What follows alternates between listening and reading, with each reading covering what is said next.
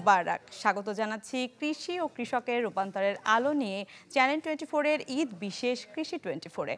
নিত্য নতুন প্রযুক্তি আর উদ্ভাবনে এগিয়ে যাচ্ছে দেশের কৃষি। তৈরি হচ্ছে কৃষির নতুন খাত আর উপখাত। বৈচিত্র্যময় এসব কৃষি সম্পদের অপার সম্ভাবনা নিয়ে এবারের ঈদে কৃষি 24-এর বিশেষ আয়োজন বৈচিত্র্যময় কৃষি। আয়োজনে সবাইকে আমন্ত্রণ জানাচ্ছি। সাথে আছি আমি মিলা খন্দকার। এক কিংবদন্তির কথা বলছি। দেশের কৃষির প্রবাদ পুরুষ ডক্টর কাজী এম বদরুদ্দোজা। আধুনিক কৃষির বিস্ময়কর গল্পের রূপকারও তিনি। তার হাত ধরেই কৃষি পেয়েছে প্রাতিষ্ঠানিক রূপ। ফল, ফসল, ফুলসহ বৈচিত্র্যময় কৃষি ভাবনার দিশারি প্রথিতযশা এই কৃষিবিদ মৃত্যুবরণ করেন গেল বছরের 30 আগস্ট।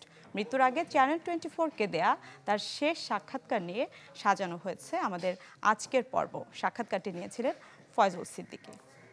দর্শক, বাংলাদেশকে একসময় তাচ্ছিল্যের তলাবিহীন ঝুড়ি বলা হতো, আর এই তলাবিহীন ঝুড়ি থেকে আজকের যে বাংলাদেশ খাদ্যের উদ্বৃত্তের যে দেশে পরিণত হয়েছে, তার নেপথ্যের নায়ক যিনি, তার কাছে আমরা এসেছি। তার নাম doctor Kazi M Badruddoza. Sir, আপনাকে আজকের অনুষ্ঠানে স্বাগত জানাচ্ছি। Thank you. কেমন আছেন আপনি? মোটামুটি ভালোভাবেই আছি, খোদা তাআলার ইচ্ছা। আমরা যেটা দেখছি যে বাংলাদেশ একসময় তলাবিহীন ঝুড়ি ছিল, সেই জায়গা থেকে বাংলাদেশ আজকে খাদ্যের উদ্বৃত্তের দেশ, এবং এই যে রূপান্তর, এই রূপান্তরটি আপনার হাত ধরে। স্যার, এই যাত্রাটা সম্পর্কে যদি একটু বলেন। এই খাদ্যশস্যের ফলন অনেক বেড়ে গেছে, যা আগে ছিল না। কাজেই এটা বলবো পারে আমার না, আপনাদের সবার চেষ্টা, সবার দোয়া, সবার উপরে যিনি আছেন খোদা তাআলা, ওনার ইচ্ছার উপর নির্ভর করে, এবং সেই ইচ্ছার উপর নির্ভর করে আমি এইগুলো করতে সব সমর্থ হয়েছি।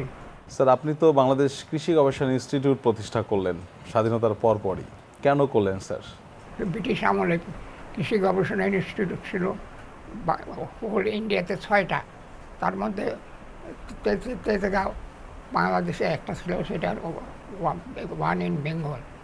সেই ওয়ান ইন বেঙ্গল এটা ছাত্র আমি যখন এখানে আসলাম তখন আমাকে দেওয়া হলো অফিস, একটা ভাড়া করা বাড়ি।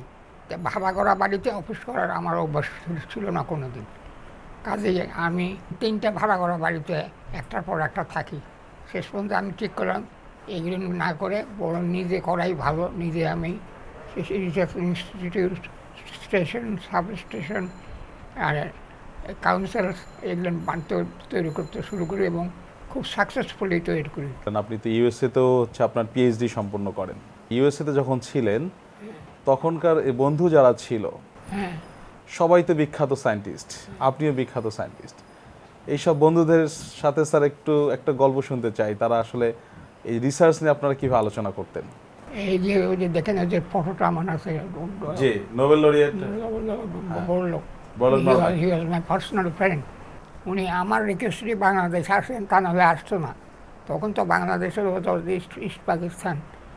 উনি আমার রিকোয়েস্টে he came here to look after the possibility of developing wheat culture in Bangladesh.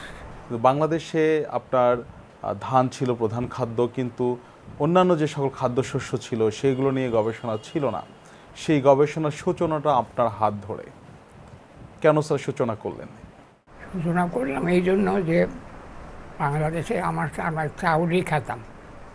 খালি চাউলের ওপর নির্ভর করলে আমরা সবসময় খাদ্যের এগিয়ে যেতে পারবো না। আই ইন্ট্রোডিউস ভুট্টা ইন বাংলাদেশ ইন 1951। সেই ভুট্টা এখন দেখেন, এখন ভুট্টা তো প্রায় সবাই খায়। ভুট্টা খালি সবাই না, আপনার মাছের খাদ্য, মুরগির খাদ্য, এসব ভুট্টার থেকে আসতেছে। ভুট্টার তেল ছাড়া, তেল is important. We are still not able to produce corn oil, but corn products. এই বাংলাদেশের যে মুরগির দাম এত কম, তার একটা কারণ হলো ভুট্টা। এছাড়া স্যার আপনি প্রচুর ফলমূল নিয়েও গবেষণা করেছিলেন, তখন বিভিন্ন সায়েন্টিস্ট করেছিলাম। তো একটা গবেষণা সব সাবজেক্টে তা থাকতে পারে না। তবে সাপোর্ট করতাম। বঙ্গবন্ধুর সাথে তো আপনার গল্প আছে স্যার, অনেক মানে বিশ্ববিদ্যালয় জীবন থেকেই তার সাথে আপনার পরিচয় ছিল স্যার। আমার সঙ্গে ওনার খুব ভালো বন্ধুত্ব ছিল। আমি কোনো ফর্মালিটি নিয়ে ওনার কাছে যেতাম না, ওনার কাছে সরাসরি যেটা বলতাম এটা করতে হবে, এটা করা ভালো, এবং তাই করাই নিতাম আমি। তার সঙ্গে আমার ক্লোজনেস অনেক বেশি ছিল। আপনি খুব অল্প বয়সে তৎকালীন পাকিস্তানের সর্বোচ্চ রাষ্ট্রীয় খেতাব পেয়েছিলেন, তগমাই ইমতিয়াজ এবং তগমাই পাকিস্তান। হ্যাঁ, এই দুটা পাইছি। জি স্যার। খালি তাই নয়, আমার এখানে আসার আগে বাংলাদেশ হওয়ার পরে তারা এই বাংলাদেশ হওয়ার পরেও they call me father of agriculture. আপনি বাংলাদেশেও সর্বোচ্চ পুরস্কার পেয়েছেন, স্বাধীনতা পুরস্কার পেয়েছেন। পুরস্কার, হ্যাঁ। আপনার এই যে স্বীকৃতি স্যার, এই স্বীকৃতিটাকে আপনি কিভাবে দেখছেন? দেখেন, আমি একটু খোদা ভীরু মানুষ। খোদা তাআলার ইচ্ছা হচ্ছে, সেই জন্য আমি করছি, সেই জন্য আমি ভুট্টা করতে পারছি, সেই জন্য আমি আপনার যে অসম্ভব যে সমস্ত এগ্রিকালচার ক্রপ সাধারণত হয় না, কাজেই চেষ্টা করাতে থাকলে আর ইচ্ছা থাকলে। আর একটা হলো বড় কথা, সবচেয়ে বড় কথা হলো ধর্মভীরু হতে হবে। আপনি যেন কাউকে আঘাত না করেন, আপনার কোনো অবজেক্টিভ পেতে হলে যদি কাউকে আঘাত না করতে হয়, সেটা লক্ষ্য রাখবেন। বাংলাদেশ কলেজ অব এগ্রিকালচার আপনি 1979 সালে প্রতিষ্ঠিত করেছেন বাংলাদেশে। পরবর্তীতে এটি ইফসা হয়, এখন বঙ্গবন্ধু শেখ মুজিবুর রহমান কৃষি বিশ্ববিদ্যালয়। গাজীপুরে স্যার আপনি এই বিশ্ববিদ্যালয়টা কেন করলেন? এইদিকে তো এগ্রিকালচার তো গ্রো করতেছিল, এইদিকেই এইদিকে এই জায়গা পড়েছিল এমটি ল্যান্ডকে প্রপার ইউটিলাইজেশন করতে হলে আপনার ইনস্টিটিউশন করতে হবে, না হয় রিসার্চ ইনস্টিটিউট করতে হবে, তাই সেই জন্য করেছি। আপনাকে তো স্যার ওই সময় অনেকেই সমর্থন করেছিল, বিশেষ করে USAID, জাইকা। ডোনারের আবার কোনো প্রবলেম ছিল না। Donors are around me all the time.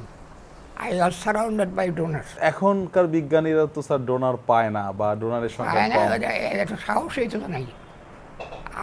আমার সময় আমি যাই শেখ মুজিবুর রহমানের সঙ্গে ডাইরেক্টলি কথা বলতাম। এখনের একজন বৈজ্ঞানিক তো তার একজন প্রাইম মিনিস্টারের সঙ্গে দেখা করার সুযোগই মিলে। দর্শক দেখছেন ঈদ বিশেষ কৃষি 24। এ পর্যায়ে সময় হয়েছে একটি বিরতির, আমাদের সাথেই থাকুন।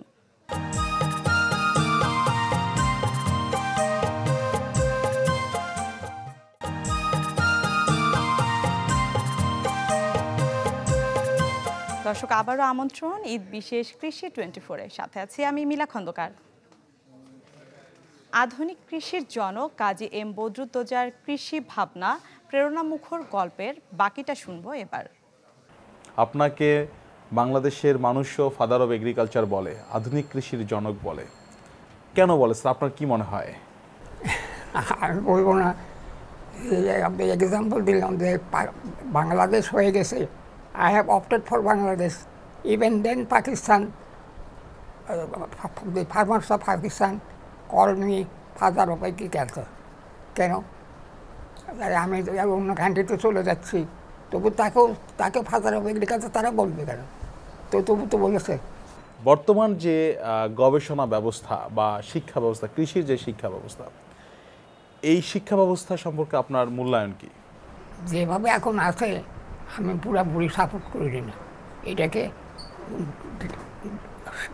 সাজিয়ে গুছিয়ে গড়ে তোলার সুযোগ আছে, যথেষ্ট সুযোগ আছে। গবেষণার মান কি স্যার আগের চেয়ে কমছে না বাড়ছে? এখন আমি বলবো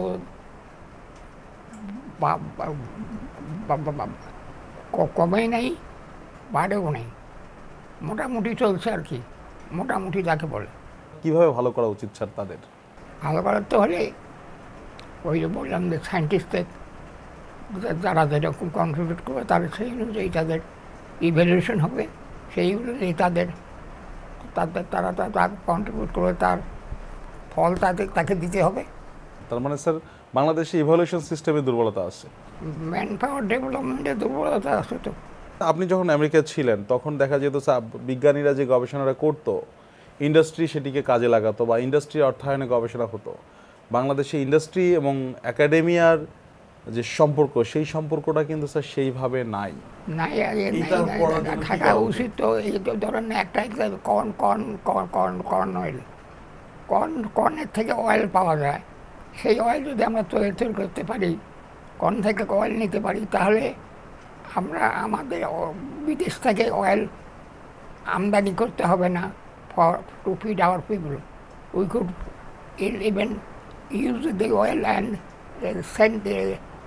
send the oil outside, মানে export the oil outside to earn foreign exchange। তার জন্য বাংলাদেশ সরকার কী করতেছে, কী করা উচিত তাদের, তার তো কিছুই করতেছে না। কৃষি গবেষণা ফাউন্ডেশন তারা গবেষণা করছে এবং তারা গবেষণা ফান্ডিংও করছে। কৃষি গবেষণা ফাউন্ডেশনের যে ফান্ডিংয়ের যে বর্তমান অবস্থা স্যার, বা এইটা সম্পর্কে আপনি তো নিশ্চয়ই অবগত স্যার। কেজিএফ আসলে কৃষি গবেষণা ফাউন্ডেশনটা আমার তৈরি, আসল গোড়ার কথায় যান যে কৃষি গবেষণা ফাউন্ডেশন আগে তো ছিল না, এটা বিএসসির মধ্যে আগে ঢুকালাম আমি, কিন্তু আমার কথা কেউ বলে না যে আমি ঢুকাইছি। নোবডি সেজ দিস, এটা করছেন উনি, কিন্তু আসলে তো আমি তো এই কথা গড়ে। কারণ হলো যে যখন ডোনাররা ফাইন্যান্সিয়াল সাপোর্ট দেওয়া হলো বিভিন্ন ইনস্টিটিউট তাদের নিজেদের ইচ্ছা দুটো ডোনারদের কাছ থেকে ডোনেশন নিত, কিন্তু কাজে ব্যবহার করতো কি না করতো ডোনাররা তার খবর রাখতে পারতো না, খবর রাখতে দেওয়াও হতো না। তা কাজেই ওগুলোকে বন্ধ করার জন্য এই ফাউন্ডেশন ডোনারদের যে ডোনেশন, সেগুলো in the form of A foundation এই করা হলো under the agriculture research council. তাতেও খুব ভালো হচ্ছে তা মনে করি না আমি। তার কারণ কি জানেন? কারণ এখানে এগ্রিকালচার মানে কত ভাগ। এগ্রিকালচার একটা ফিশারিজ, একটা লাইফ স্টক, ফরেস্ট্রি, এগ্রিকালচার ক্রপসের মধ্যে আবার অনেক ভাগ। কাজে যত ভাগ করবেন তত উইক হবেন আপনারা। কাজে ভাগটা যখন কমে যাবে, যখন সবাই মিলে কাজ করবে, যেমন এগ্রিকালচার ধরেন না, এগ্রিকালচার রিসার্চ এক্সটেনশন, এরা যদি একত্র কাজ করে তাহলে অনেক পাবলিক অনেক বেনিফিট পাবে, ফার্মার লোকেরা। কিন্তু বেশিরভাগই দেখা যাচ্ছে যে লাইফ স্টক তার নিজস্ব মতো চলে, ক্রপস তার নিজস্ব মতো চলে, ফিশারি তার নিজস্ব মতো চলে। এটা ঠিক নয়। There should be a combined effort of all the major components of agriculture.